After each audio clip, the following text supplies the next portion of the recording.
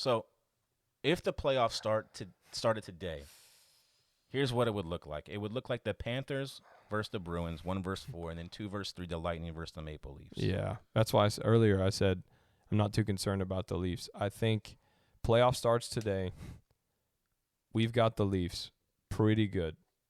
Pretty good. They're on. They're only 1 point behind us. Well, in the they're playing standings incredible today. right now. Actually, their last 3 games have been incredible. I don't know if you've seen what they've been doing, but they're doing amazing right now. But again, I do not think the Leafs are, number one, known for the difference between their regular season performance and their playoff performance.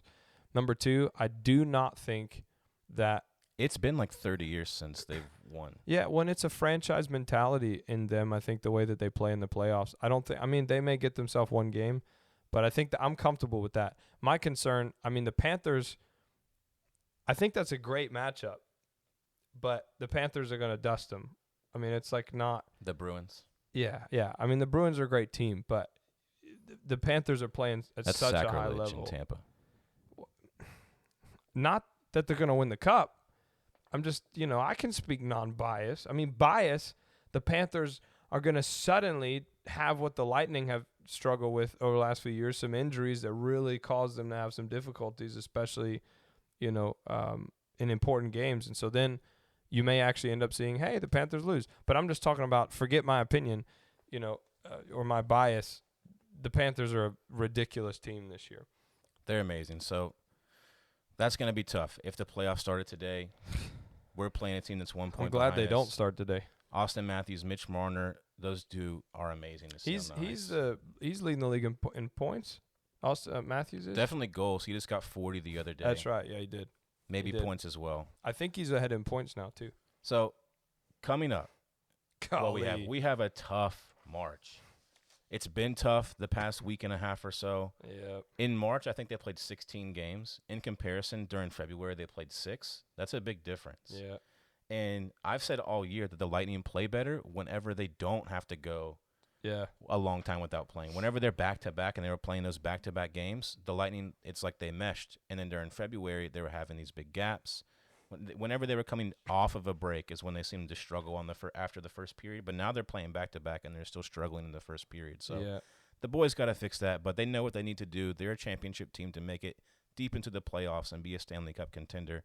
Yeah. But some of the matchups, they play the Oilers tomorrow at the Oilers, then the Canucks, Fun game. then the Kraken. Then they come back home on Saturday the 19th.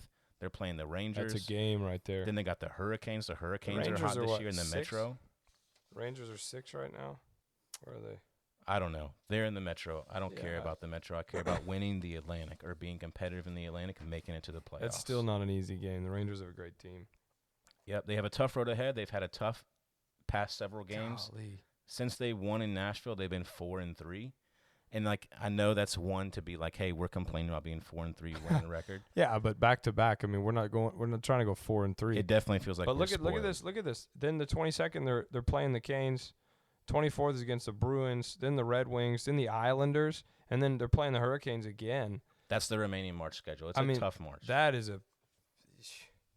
But we'll see. We'll see what ends up happening. I mean, obviously, we're going to be at the games, watching the games, participating, seeing how the boys are doing. I think you're going to start to see them kick up as they feel the playoffs approaching. You're going to start to see them work on some stuff, and their pace of play will kind of increase there. Definitely. So I just wanted to talk about where we are this year at this time versus last year at this time. Yeah. And obviously last year shortened season because of COVID. So our total record for last year was 36-17-3. Yeah. That's similar to where we're at now, being 37-14-6. A little bit worse, but kind of in the same position. They weren't leading the Atlantic going into the playoffs last year, but they didn't need to. They needed to make it in. Were the Panthers leading? I don't remember. I think they were again, which it just proves my point again that the Panthers are relying on their explosive kind of nature, and that's hard to do against the Lightning.